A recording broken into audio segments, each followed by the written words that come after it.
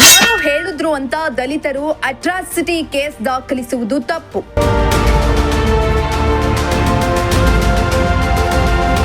ಯಾರನ್ನೂ ಕೂಡ ನಂಬದ ಸ್ಥಿತಿ ಮುಂದಿನ ದಿನಗಳಲ್ಲಿ ಬರುತ್ತೆ, ಎಚ್ಚೆತ್ತುಕೊಳ್ಳಿ.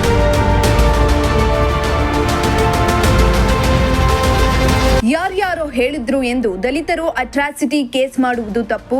ನಮ್ಮ ಜೊತೆಗಿರುವ ಕೆಲವು ದಲಿತ ಮುಖಂಡರಿಗೂ ಈ ರೀತಿ ಮಾಡಿಕೊಳ್ಳಬೇಡಿ, ಯಾರನ್ನೂ ಕೂಡ ನಂಬದ ಸ್ಥಿತಿ ಮುಂದಿನ ದಿನಗಳಲ್ಲಿ ಆಗುತ್ತೆ, ಎಚ್ಚೆತ್ತುಕೊಳ್ಳಿ ಎಂದು ತಿಳಿಸಿದ್ದೇನೆ ಎಂದು ಗುಬ್ಬಿಯಲ್ಲಿ ಶಾಸಕ ಎಸ್.ಆರ್. ಶ್ರೀನಿವಾಸ್ ತಿಳಿಸಿದರು.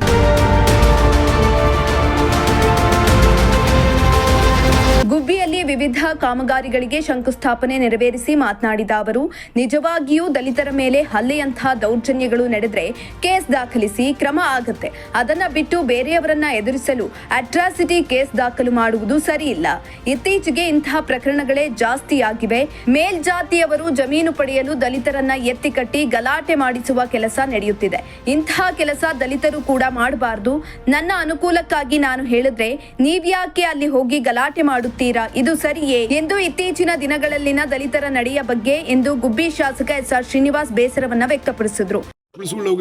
ಯಾರ್ಯಾರೋ ಹೇಳಿರು ಅಂತ ಹೇಳ್ಬಿಟ್ಟು ಅಲ್ಲೇ ಕೇಸ್ ಕೊಡ್ತಕ್ಕಂಥ ತಪ್ಪು. ನಾನು ಅವ್ರಿಗೂ ಹೇಳ್ತಿರ್ತೀನಿ, ಅವಾಗಲೂ ಹೇಳ್ತಿರ್ತೀನಿ, ನಾನು ದಲಿತರಿಗೂ ಹೇಳ್ತಿರ್ತೀನಿ, ನಾನು ಪಕ್ಕ ಇರ್ತಕ್ಕಂಥ ದಲಿತರ ಮುಖಂಡರಿಗೂ ಹೇಳ್ತಿರ್ತೀನಿ, ಆ ಥರ ಮಾಡ್ಕೊಂಬೇಡಿ. ಅವಾಗ ಹೆಂಗಾಗುತ್ತೆ ಅಂತಂದರೆ ನಿಮ್ಮನ್ನ ಯಾರು ನಂಬ್ದಂಗೆ ಆಗ್ಬಿಡ್ತಾರೆ.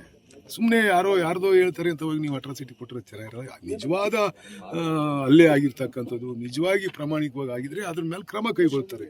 ಪೊಲೀಸ್ ಇದೆ, ಅವರಿಗೆ ರಕ್ಷಣೆ ಇದೆ, ಕ್ರಮ ಕೈಗೊಳ್ತಾರೆ.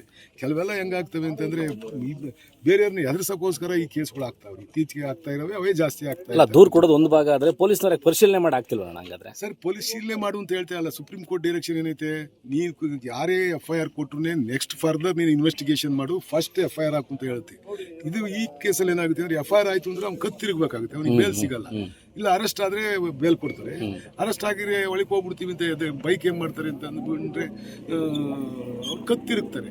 ಬೇರೆ ಈ ಥರ ಆಗ್ತವೆ. ಕೆಲವೆಲ್ಲ ಹೆಂಗಾಗ್ತಾರೆ, ಈಗ ನಿನ್ನೆ ಒಂದು ಇನ್ಸಿಡೆಂಟ್ ಆಯ್ತು. ಯಾರೋ ಬಂದಿದ್ರು, ಯಾರೋ ಗೊಲ್ದಿರೋ ಜಮೀನು ಒಂದು 30-40 ವರ್ಷದಿಂದ ಗೇಯ್ತಾವ್ರೆ, ಎಲ್ಲಿ ಬೋಕ್ಸಂದಿರ್ತಾವ. ಇವು ಯಾರು ದಲಿತರನ್ನ ಎತ್ತು ಕಟ್ಬಿಟ್ಟು ಬೇರೆ ಯಾವನೋ ತಗೊಂಡು ಮೇಲ್ಜಾತಿಯವರು ದಲಿತರನ್ನ ಬಿಟ್ಬಿಟ್ಟು ಅಲ್ಲಿ ಹೋಗಿ ಗಲಾಟೆ ಮಾಡಿಸವ್ರೆ. ಈ ಥರದವೆಲ್ಲ ದಲಿತರು ಕೂಡ ಮಾಡಬಾರ್ದು.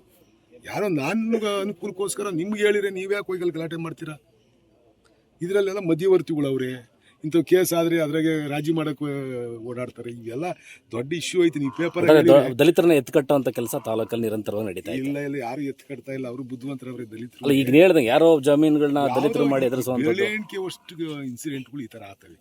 ಬೇರೆವೆಲ್ಲ ನಾನೇ ಸುಮಾರು ಕೇಸ್ಗಳನ್ನ ನಾನೇ ದಲಿತರ ಮುಖಂಡರಿಗೆ ಬೈದು ಹೋಗಿ ಸೆಟ್ರೇಟ್ ಮಾಡ್ರಪ್ಪ ಅಂತೇಳಿ ಸೆಟ್ರೇಟ್ ಮಾಡಿಸಿದ್ದೀನಿ. ನನ್ನ ಗಮನಕ್ಕೆ ಬರೋವನ್ನ ನಾನು ಸೆಟ್ರೇಟ್ ಮಾಡಿಸ್ತೀನಿ. ನನ್ನ ಗಮನಕ್ಕೆ ಬರ್ದಲೇ ಆಗ್ತಕ್ಕಂಥವು ಎಲ್ಲೋ 1 or 2 ಆಗಿರ್ತಾವೆ ಅಷ್ಟೇ. ದೇವರಾಜು, ಪ್ರಜಾಶಕ್ತಿ ಟಿವಿ, ಗುಬ್ಬಿ.